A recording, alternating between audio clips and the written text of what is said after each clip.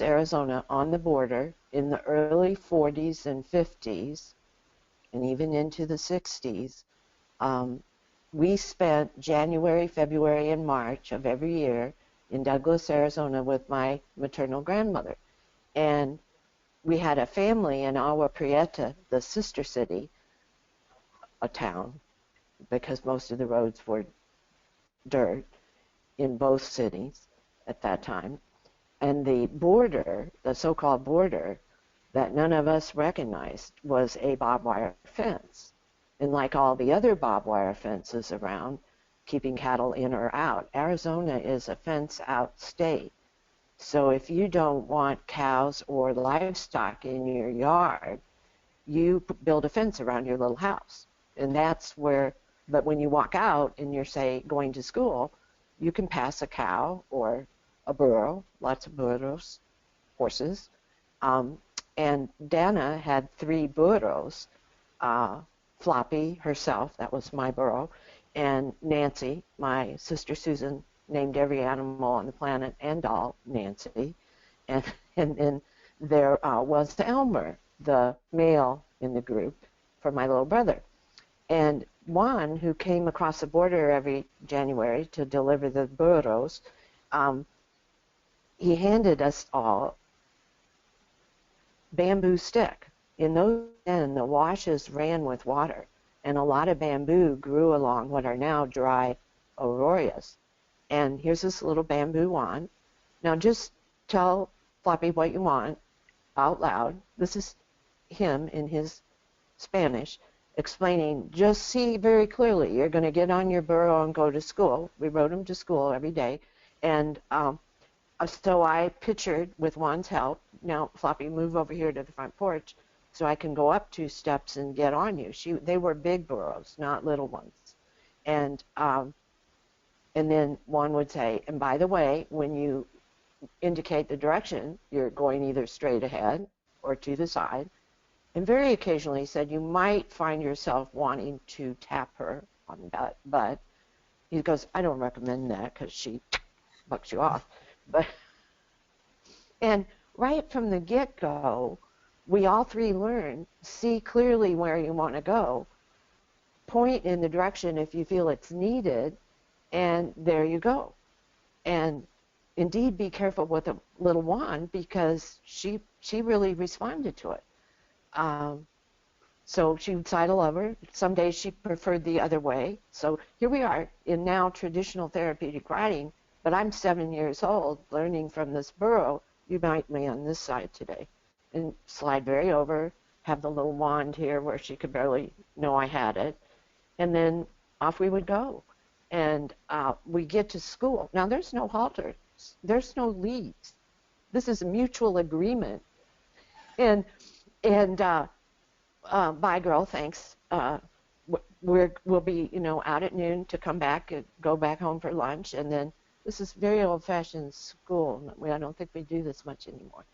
And then they would be there. They were inevitably, of course, they turned right around the minute we're off them and trot back to Dana's for breakfast.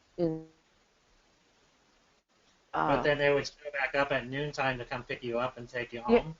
Dana would open the door of the gate. She'd say, burro, burro, underlay, get them. And it wasn't far. I don't think it was even half a mile, but here they come. But, but still, I mean, that's pretty cool that they would actually do that day in and day out. So they knew their job. And they took care of us. Yeah. Well, that's how.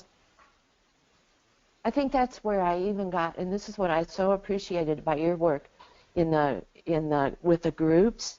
But here are these horses that aren't used to hearing from humans, and yet with the clarity of focus, as you all were forming what I called that living round pen, and everybody was just breathing. And for me, it was just amazing that somehow we can hear horses, we can, and now of course, nobody in the world who knew me in the early days would think I'd grow up and become a scientist and start. And then how I get into the work therapeutically is because I need it. I literally needed it to heal my body, which um, back in the early days of my writing, I must have come to the planet. I really know this. I already rode. So my physical body and my mind had to catch up with the rules of balance or whatever. But I rode, and horses knew it. And so when the children, I do have still two children, and when they were little and finally in school full time, their father says to me, "So what do you want to do with all your free time?" And I'm like, first of all, what planet are you living on that I have free time? And for the hours they'll be in school. But he genuinely meant, what would you like to do? And I was like, I want to be, I want a horse in my own life now, because we've moved all around the globe. Just as a child, I had moved all around, but I never had in one place, except for Dana's Burros, my own. And he goes, well, I don't know why we couldn't do that. And so I look around he kept a comfortable lifestyle. And so I looked around, and at the time we went every summer from Tucson, Arizona to Gull Lake in Minnesota, up in mid-north. And I started just reading the ads in the paper, and sure enough, I end up at this barn where I didn't even know if they had horses for sale, but the kids and I are out exploring, because Ram used to fly home to Tucson to do his daily work and then come back on the weekends. And I'm looking around, and here I am. I'm going to, and this horse honestly walked up to me, and he was in a big paddock, but I could see him coming, and he over the fence right on my heart. I was like, hi. It's like I knew Robbie. His Arabian name was Sel Robbie, and there we go. And he turned out to be a world of talent, an unbelievable world of talent who could jump the moon. In my area where I started like the formal riding lessons and all that was the 3-day eventing, where you have to learn some sort of structure. Can you get him? And for dressage, for the dressage phase. In fact, if you can get it together for the dressage phase, you'll win the event. But I didn't care about that. I didn't even think dressage was riding. I wanted to jump the fences. So did it? You went from the burros and not having, after the burros, did you have a horse until this horse? I rode a lot of other people. Oh yeah, I used to earn money by catch riding, and so yes, I had, people would show me how they wanted their horse ridden, and I had all of that kind of, and then I outgrew the trainers here in Tucson, except for one who Jonas Urbinskis, big 3-day eventer man, brought to United States, and in 1954, he trained the 5 top finishing horses in 3-day, but because America was not his country of origin, he wasn't allowed on our team. And finally everybody said, you just must go train with Jonas, and I did. But in the process, this horse I'm on, Robbie, we were working suddenly Tucson's going to have a really big A-rated hunter-jumper show in the oval of its racetrack, and built these hardy fences that, like schooling fences give, and you can bail. And I came into an oxer, 4-foot oxer, 4-foot big fence, and it was wrong. It just wrong. And there was no way to abort it. And Robbie's knees hit the top element, and we begin this somersaulting thing over. And I come over off him at about the apex of the fence and land on my back on the other side. And Robbie's spinning over after me, and he lands on his back on my stomach. And it was kind of a kaput. And the first responders for the horse and for the human runs up, And I had even cracked, I don't know if you remember the old helmets we had before ASTM, but they were known as Caliente. They were used by the jockeys, and a fairly hardy helmet. It cracked, and the 32 stitches. Remember how I always want people to help me with my hair because I'm self-conscious, crazy. But yeah. So in the recovery, you asked about the therapeutic part. I actually somehow, my very best friend, Nancy McGibbon, she approaches my bedside. I am in, University Medical Center at that time still is a very good teaching hospital, and they had packed me in sandbags and ice, and they don't know what the damage is. I'm conscious, but they've already tried some x-rays, and they've seen there's just multiple fractures up and down my spine, my pelvic girdle, my up here in my shoulder. This right hand, I forgot the part where Robbie rolls to get off me, and that's when I come back in my body. And later I knew I had been places. I'm still decoding the assignments. Robbie puts his hoof down on my right hand, and they still use this exercise I was told down at UMC, where 19 bones in my right hand, which does work, it's arthritic, but it works, fractured. So anyway, it sounds like that you're even alive from it.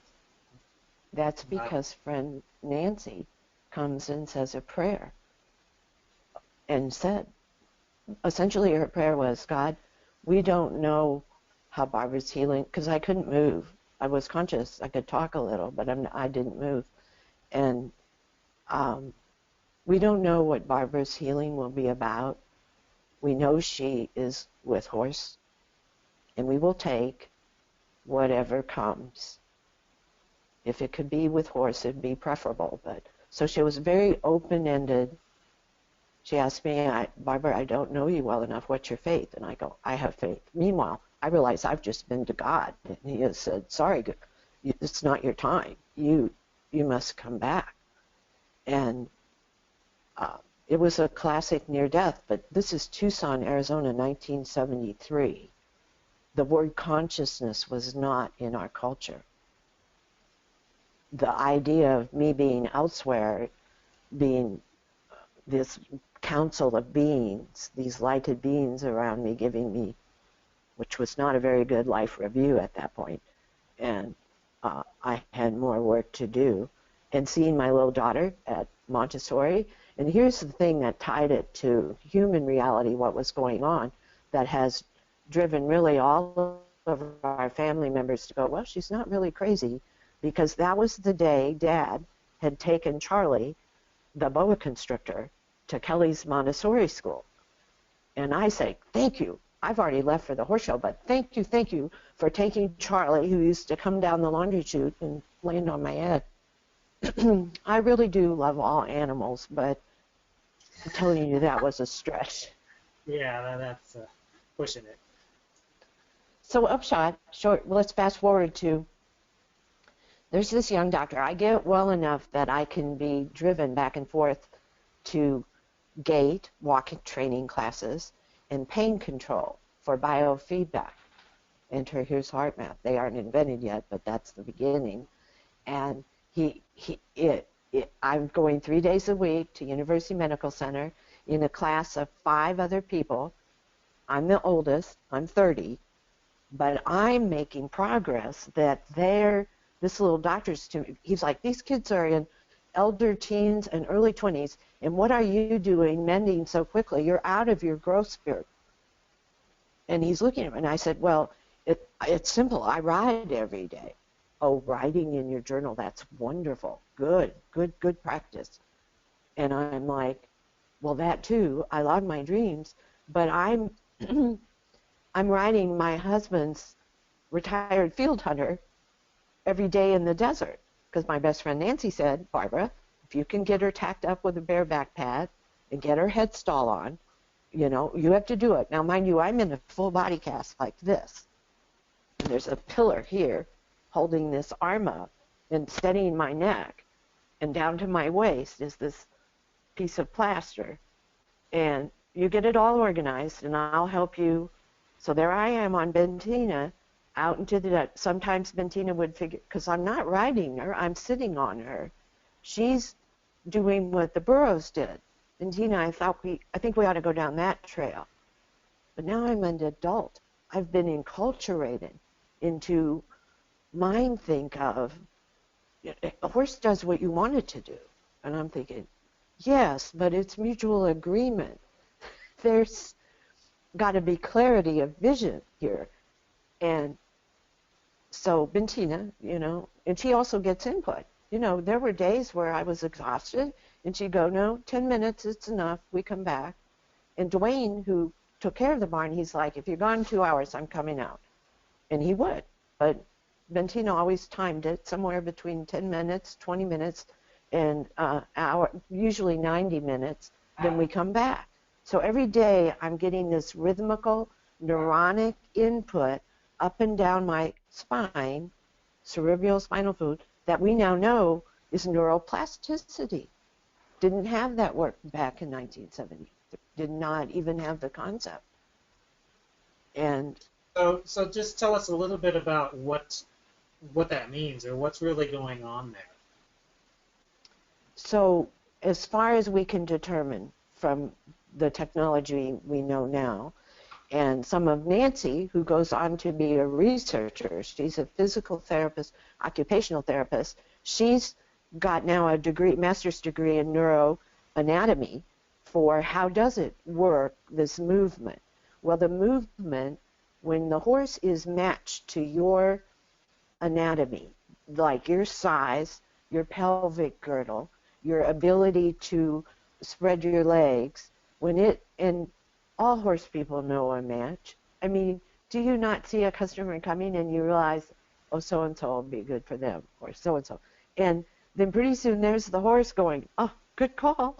And that walk matches their physiology. That's the entire biology, chemical makeup, that it matches the human, the inner, that goes on. And there,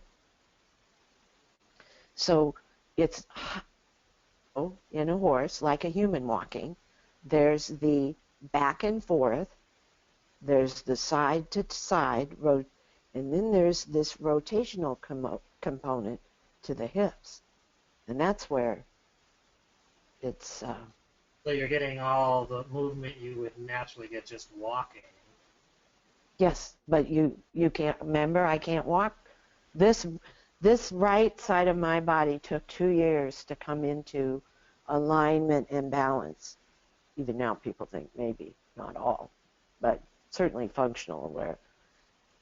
And then after my ankle episode, of course, but here, I'm in, now, just merely 3 years ago, so I'm early 70s at that point, and my physical therapist at Health South here in Tucson, they've reconstructed my ankle. I've spent months in a wheelchair. I'm doing all the exercise, home health care, blah, blah. I'm now back getting outpatient. And she says to me, and her real name is Hillary Equus. Hillary Equus, spelled just like Equus, tells me, so Barbara, you're to a point now where you could really use hippotherapy. Do you know hippotherapy? Have you... Huh? I was like, Hillary, I think that'll be okay. I can. Well, that's pretty cool. Having So it. the transition then, so you kind of went from lots of riding, and then slowly over time, that's healing your body through allowing the movement, the rhythm of a horse to get that rhythm going with you.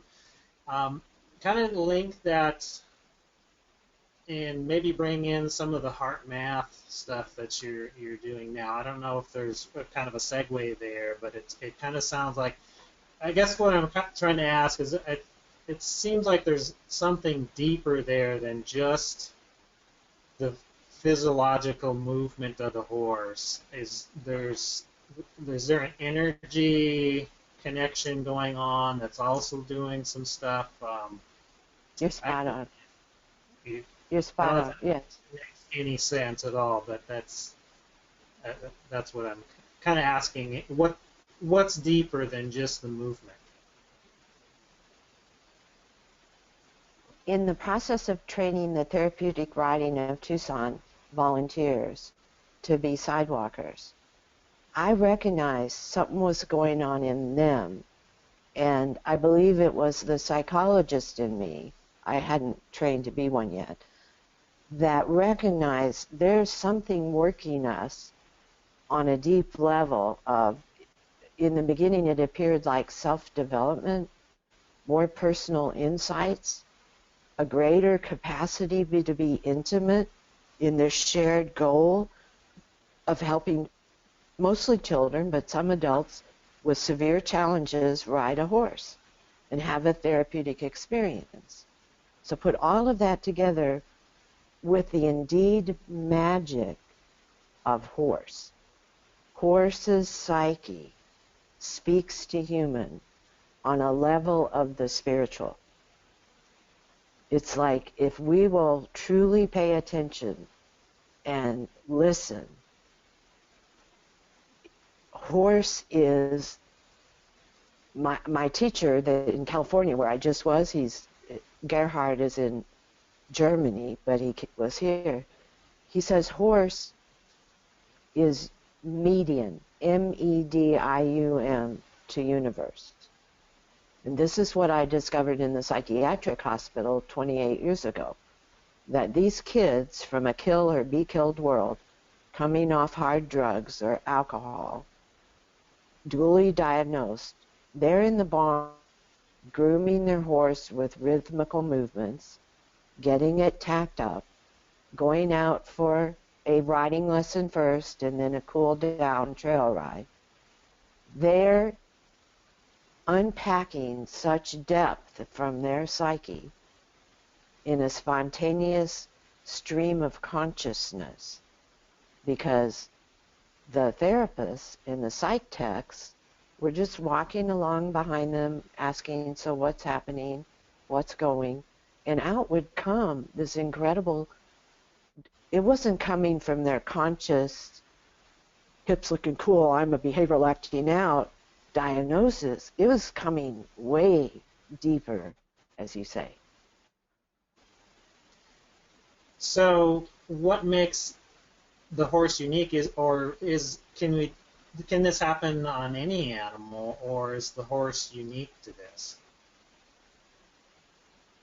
There's two parts to the answer. Yes, any animal, including a fellow human animal, can facilitate access to this deep soul level. Horse, for whatever reason, now we're to heart math, through the median of the heart, theirs is quite a bit larger than ours, physically even.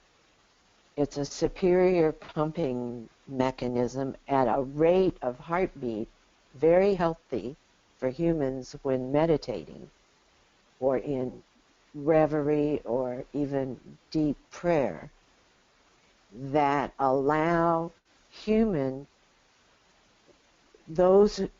we have to be in a space emotionally and mentally feeling safe. We can be in a group, but now horse and barn are called stables for a reason. Stable atmosphere. And the other mediating factor appears to be willingness on the human to even practice or feeling deep love and appreciation. With a really big open heart, HeartMath has developed a technique they call heart lock-in that can take a human very quickly you can even do it, again, back to the hospital, 73, biofeedback, same principle of mediating you, learning you can regulate your heart with conscious breath and awareness.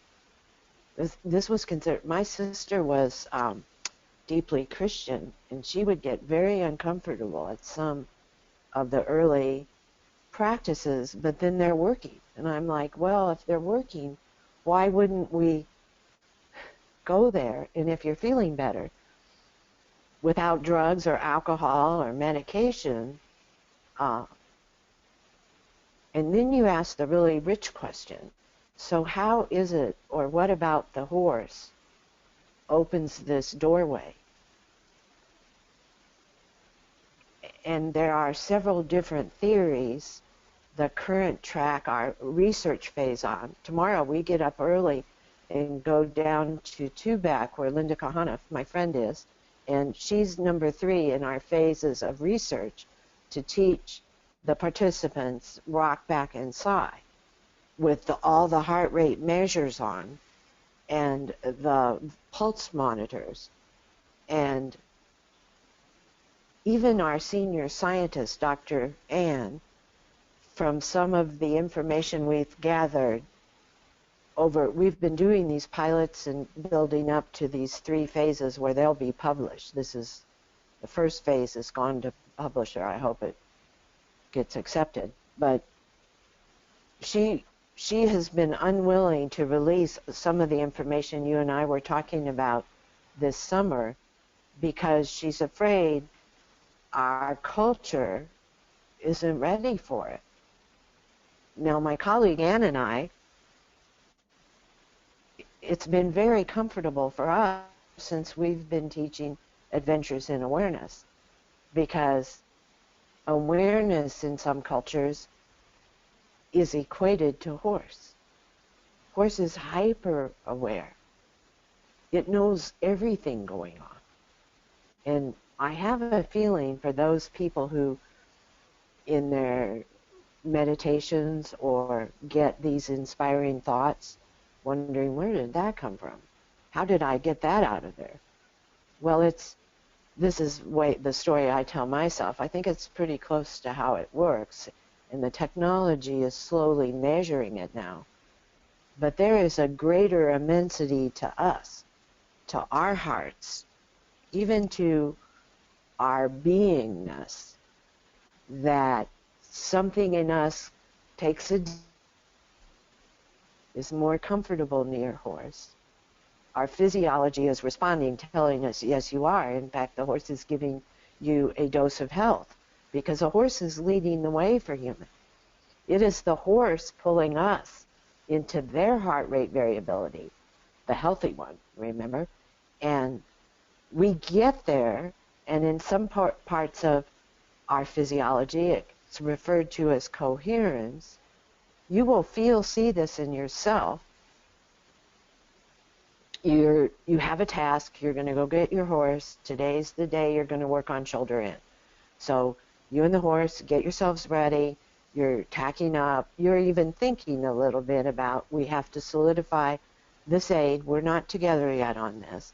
You get on your horse. You do your warm-up. You're going along. And then at some point, an insight that appears to maybe come from the horse, maybe come from the greater immensity of the two of you, synergistically. And here's the really odd thing. It applies. Is that why, so often I'll get inspiration or gut feelings when I'm working with the horses, when I don't tend to get that in other areas of my life? Oh. Is that because of the horse, the interaction of the horse? I'm going to say what our technology is showing, yes. And we've even been able to decode it further, because Dr. Ann, she's a genius. She sticks with this deal, with Ann and I discussing and writing with her. Now we're writing manuscript, decoding the information. Is this all with the heart math? We are using their basic heart rate variability measure. Can you explain a little bit And about that for everybody? What is heart math and what's kind of going on with that? yes, I don't know that I'll give true justice to it. It's probably better to suggest they also go to www.heartmath, and there's this .com. It's a for-profit thing, but And it's just heartmath.com. yes, and they Okay. have. I actually got I got two books out. I couldn't find their best book. This is Heart Intelligence. It's their newest publication about and they have some of our pilots written up in here. From Adventures in Awareness students who are attempting to get their internship graduate plaque with merit. They do a project, this pretty high level project with horse. And HeartMath is a group of individuals, Doc Childreth and um, uh, most the leader of the group, Roland McCready, thank you. Um, and they even on their HeartMath website have interesting videos. In fact, it's fun to join for free their newsletter and get. And now back to why the heart rate variability. Many heart surgeons who put new hearts in people don't know this significance. So we've been down to university, Anne's been all over the country, helping the medical profession catch up to the significance of this heart rate variability measure that has within it 4 frequency ranges. There's high, low, medium, and very low. Very low is where horse meets and matches to human. Now this gets into the kind of realm of the spooky, and but we have it on the technology, so it's hard to deny. There it is. We have these measures on 5 different herds of horses now in 2 different states at 5 different barns, North and South California, and all over this basin of Arizona, to start on some of Linda's herds. They have a favored frequency within the heart rate variability measure that is known to be very healthy for the human and can even shift the human into a healthier physiologically, total biology state. Now they have all kinds of fancy words for this, but I'm not going to go into that. So let me see if I'm hearing you right here. The horse will adjust its heart rate to help us. Is that what you're saying? It appears that the horse comes out of the barn, and they're like us. They'll have different measures depending on the day. Breakfast was good, not so good, whatever. And now so that morning they'll have a benchmark measure, and within that measure will be the very low frequency range that is measured out to 5 decimal points. Now in our research, the human participants, and for the first phase at Borderlands at Anne's, they drove for about an hour to get there. We did pay them. We had money to pay them. They did all these measures, but they haven't even seen the horses. They know they're on a ranch somewhere in southern Arizona, but they haven't met the horses. They haven't seen the horses. We've already measured the horses. They're back to eating breakfast till time to meet the participants. They're getting all these preliminary reads.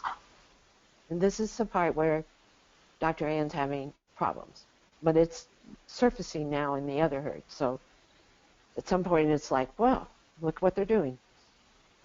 There were human participants who came down from Tucson, 45-minute drive, they get their measure, they hear their safety, they get a handle on what we're going to do as an exercise, go out, and they have been told, just like the heart lock-in, feel love and appreciation as you look at each horse and you scan. It's like when I met Robbie, I knew he was like a tractor beam pulling me in. We've all had that experience.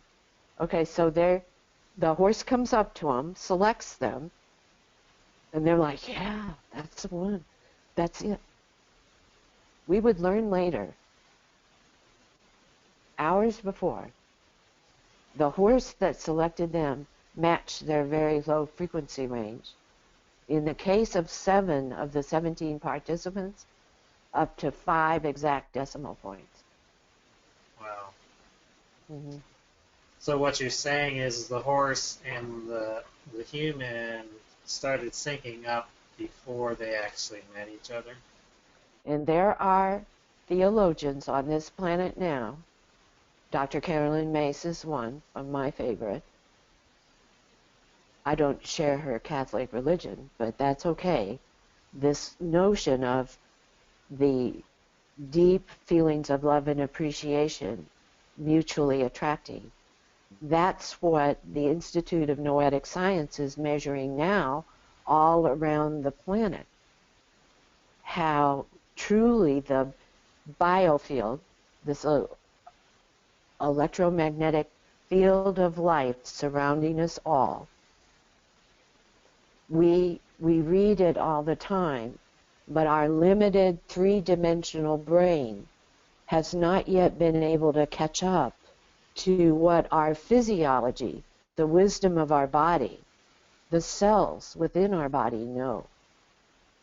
We're working on it. And when people are around horses, working with horses, grooming horses, this is why it works so well on these rehabilitation ranches. They're in the biofield of health. And they're being influenced. Horse is a much larger influencer than human. I don't know about you, but have you ever really made a horse do what it didn't want to do? No. So there you are. Yeah. It's a mutual. You know, it can be done, and I've seen people, but the horse no longer has a choice or a say in the matter, and they pretty much just check out. Its soul has gone elsewhere. Yeah. Just as what's happening right now in our culture with humanity. Our soul would rather have to go offline to survive. So what are some practical things or things that you've seen change with people go out there and they're working with your horses? Over the years, I'm sure you've seen a lot of different conditions and issues. So what are some of the things that horses have helped with? So, you know, now I'm involved in this project with this big developer. He's global, but he's doing this pilot project here in Tucson because he wants to reframe in a visionary way our facilitating healthy, healing, mindful transitions to the afterlife. And I do mean afterlife. There's more. And he's wanted horses from the get-go, from what preliminary research we have. So we're running these focus groups with the late 80, early 90 population and our horses at Raven Ranch, because we're not allowed on site yet. It isn't even complete. And just before I went on the trip last week, we had our focus group. And there is this adorable 93-year-old, shorter than me even, lady. And sure enough, she and my big honking brown, he's just a huge tank of a 16-hand quarter horse who rules the world. And they are like, found you. Now, we're like, Brown, be careful. She's like, and they're up there. And she barely listened to the let's say hello first, let's kind of make a relationship. Meanwhile, they're long lost lovers. And so she's grooming him with her fingers, and he's, you found it, the spot. She suddenly turns to me and she says, I'm 93 years old. I've never touched a horse. This horse is choosing me to love on. Tears streaming. And may I hug him? Of course, go ahead. Showed her how to hug him. She says, I want to carry this feeling of Brown's love home to my very challenged son, who mostly spends his days angry with me. But if I could have Brown feeling, I'm strong. 93 years old. She tapped in. Yeah, that's really cool. So tell us a little more about the hacienda and what you're doing with that development. Can you bring me a brochure? So this developer, and here's the odd thing, he and his wife buy this piece of property, thank you, in Tucson that is home of a former riding school. It's actually where our Tucson Dressage Club was birthed in Franny Wolford's living room. And then the part where my barn sits is the old round ring area for Peggy and George Wagoner, who were our major whipper-ins for the hunt in Sonoyta. So this is old sacred property. He's like, and we want horses from the get-go. Now it's such a tiny postage stamp piece in the middle of central Tucson, but near University of Arizona, thank goddess, because we're going to be closely aligned. Their integrated nursing program is going to be deeply involved with the activities on the campus. But is it okay if I hold up this brochure? I don't. Sure. Oops, wrong side. So upside down. So here, the haciendas at the river. It's a 4-part. It's a 7-acre campus. And in it, you can go hacienda. There's going to be, I don't know if you can see that part. So there's horticultural therapy. There's beautiful healing gardens where they'll be involved in some of the actual medicines from the integrated health department will come their way in terms of mood disorders and stabilizing, say, some of the hardness of being in a frail body that you suddenly are not comfortable that way in. And their activity will be the horses and come out, and we have phased parts of the curriculum, but it's going to be guided by this mutual love and admiration in this choice. You know, you can choose the horses or not. You can choose to feed the horses or not. You can, because by the time what we're learning from these focus groups, their daily capacity for even exercising a choice and has begun to really wash away. And David Freshwater, the guiding star behind this project, because he wants to change all of around the United States into this, is he's assigning these people called the Nayas. And Nayas, depending on your individual needs, are your person of wisdom for the day that you go about, either to your meals, your doctor's appointments, your rehabilitation therapy, the horses, the horticulture. It's all right there on the same campus. So there's assisted living, there's memory care, there's supervised skilled nursing for deep rehab, and there's hospice. Sounds like the new alternative therapy or new alternative treatments. So That's really cool. So if any of you have any questions out there, we'd love to hear. We've got a couple of them here. So uh, Bambi asks, what is a good beginning exercise to facilitate bonding and team building with your horse? Get into your heart, turn on what I call your heart beam, and you can just be breathing at your own rate. I'm going to stand up a minute, Jack, and show what I mean by that, okay? And you have your heart beam right here really turned on, and then open your palms.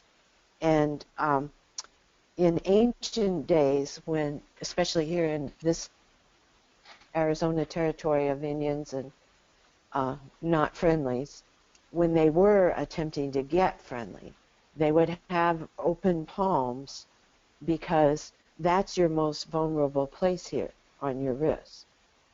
And I come open palm, I have no weapons, I'm here. And now HeartMath says, and beam consciously, even if you don't feel that, pretend you feel it, and be beaming and breathing. And then really observe your horse or horses.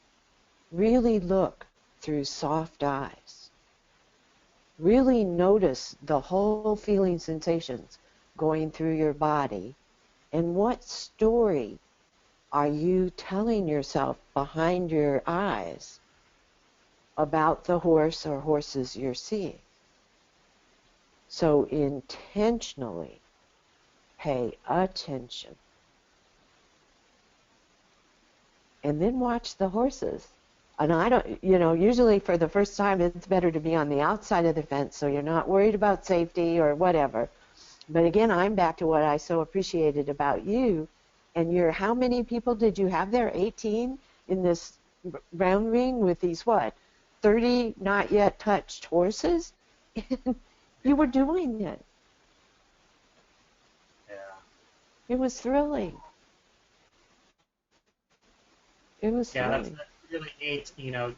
I like the idea of open palms, and it sounds like you're kind of like receiving, because you don't want to kind of open palm with a kind of intense energy, but more of a receiving energy. Yes. Well, and begin to cycle it the way our biofield does. Because now remember, human is able to intentionally send and receive on our heartbeat. We're capable. I already told you the story, right, of the Kai Master years ago. This is not maybe now 13 years ago, but there were so many people, Anne and Anna and everybody involved in this. The Cancer Recovery Foundation here in Tucson hired me an adventure in our herd at an old barn. They wanted nice, gentle, therapeutic ponies or horses. These kids were under 10 and under, very frail, and many of them on their way out. And their parents and their caretakers were attempting to make peace with this is what is. And this one mother's giving me permission to talk about her daughter, Julia. And before the group started, my staff and I went around the barn, 80-horse barn. We had 10 selected horses with a special nameplate on the stall that said, today you're chosen by whoever comes by. They may select you. And then we had a horse handler for each horse. And, I had it well staffed. I was petrified. And we're down gathered in the mesquite circle. We're all signed up with our safety agreement. And there's a horse in the barn, the steel metal barn, banging it down. And colleague Ann Alden goes up to the barn, and it's Kai, colleague Anna Kalix, master competitor horse. This is a big, honking, warm blood, the Kai master. He's rolling along on course, and you better get out of the way. And he is banging the barn down. He's 16 and a half hands high, and he wants to come out and work with these kids. So Anna and myself go join Ann, and I'm like, Kai, you do not fit the profile.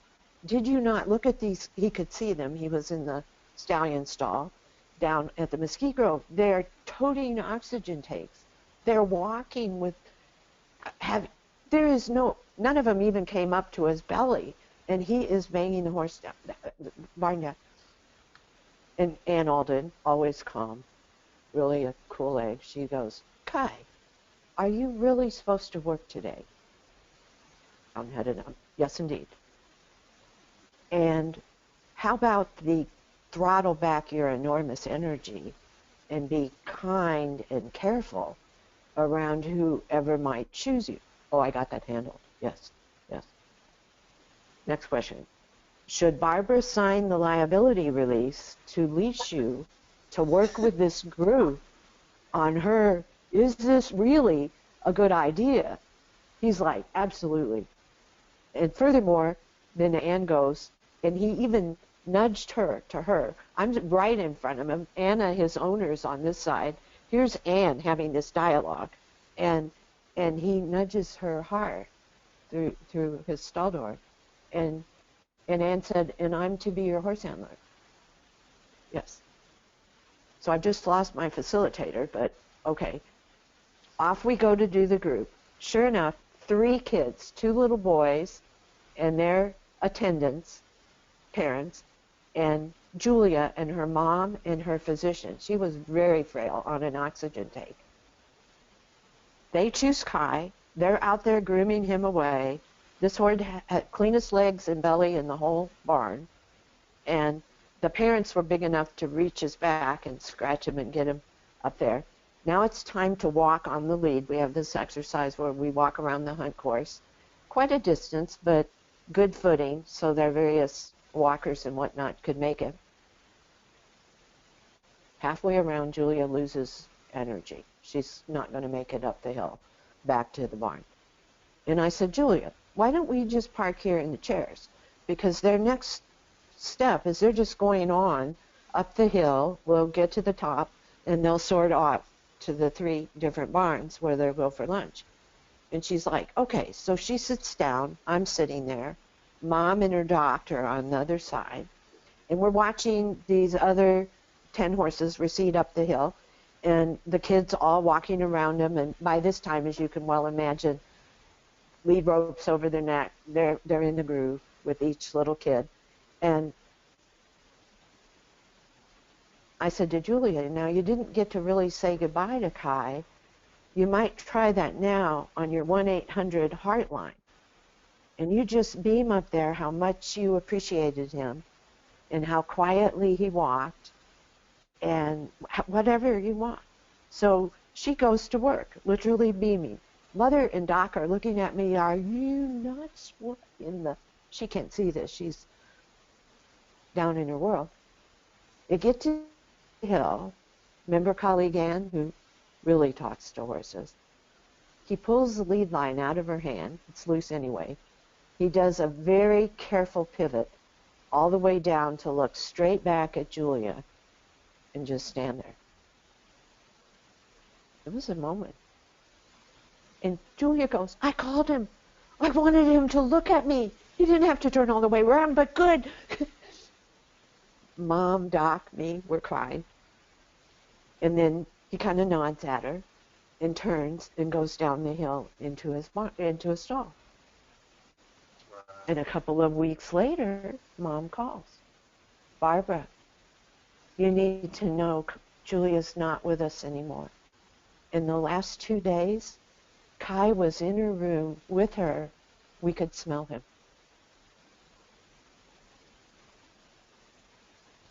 Wow. Well, that's pretty cool. That's what horses offer people if we'll listen. Yeah. That's the key, if we'll listen. Mm-hmm. Awesome. Well, we've got a couple of questions here. Some wows. And what a beautiful story.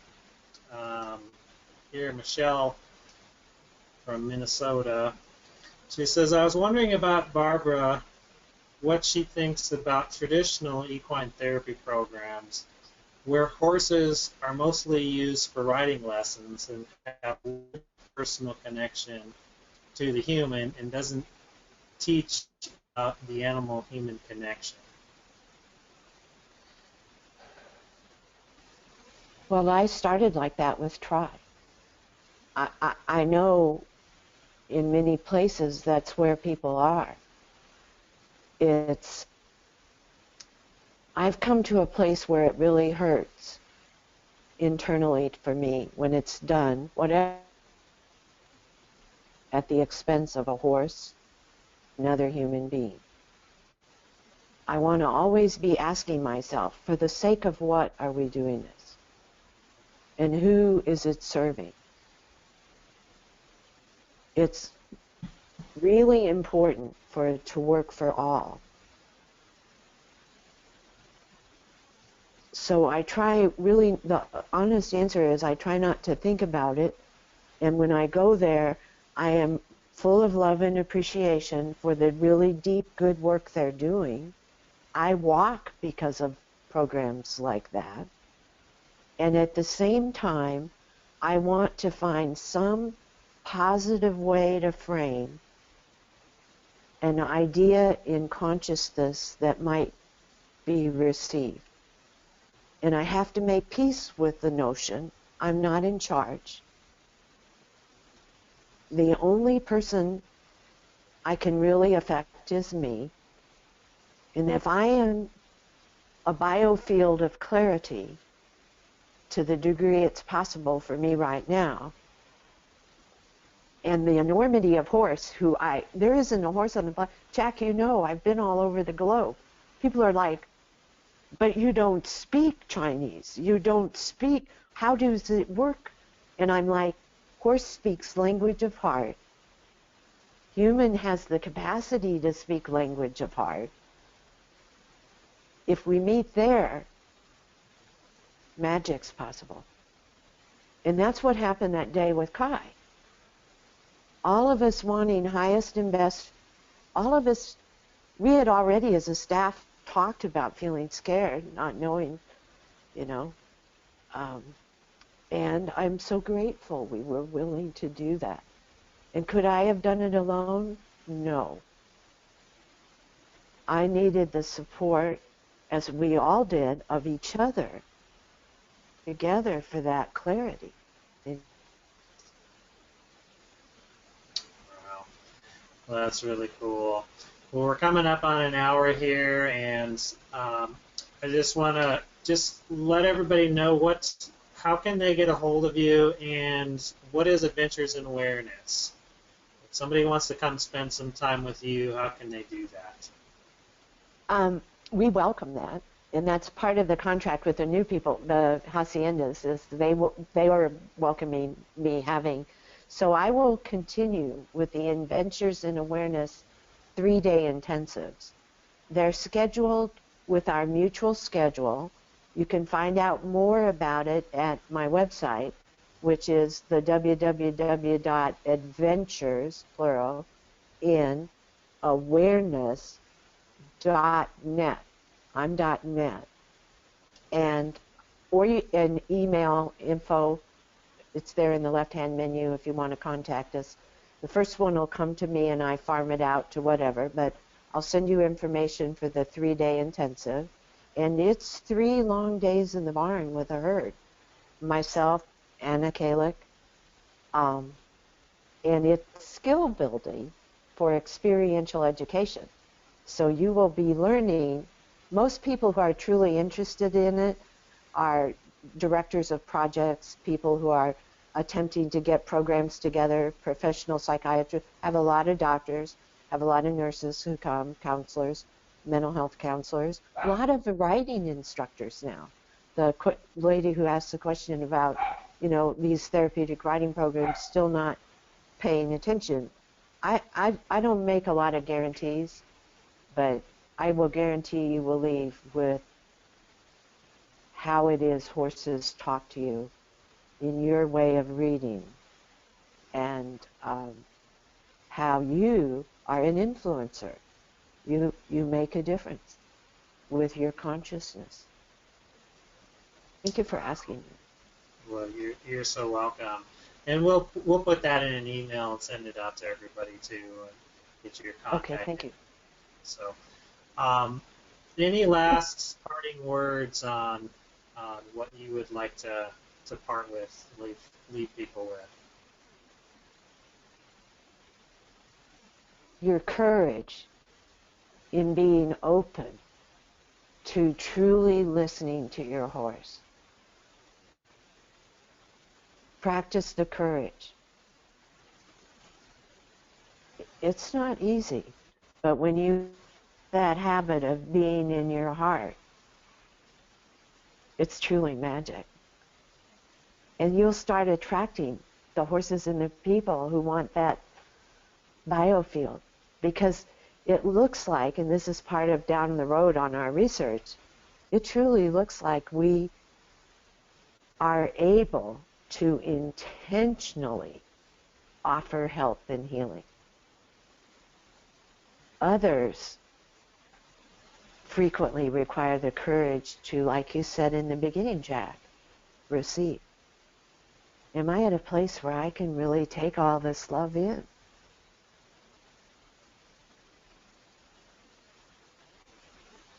Thank you. Thank you so much. And I want to thank everybody out there, listening to. Lots of good feedback here too on, people really liking what you have to say, Barbara. So that's really awesome. Um, Again, it's been an honor to be able to do this with you, and I sure hope we get to spend some more time together. It was too short here this past summer, so we'll have to get together again. It is definitely a date with you and Sarah. 17, maybe even twice. Yeah. Thank you so much, and thank you all again, and we'll see you next time.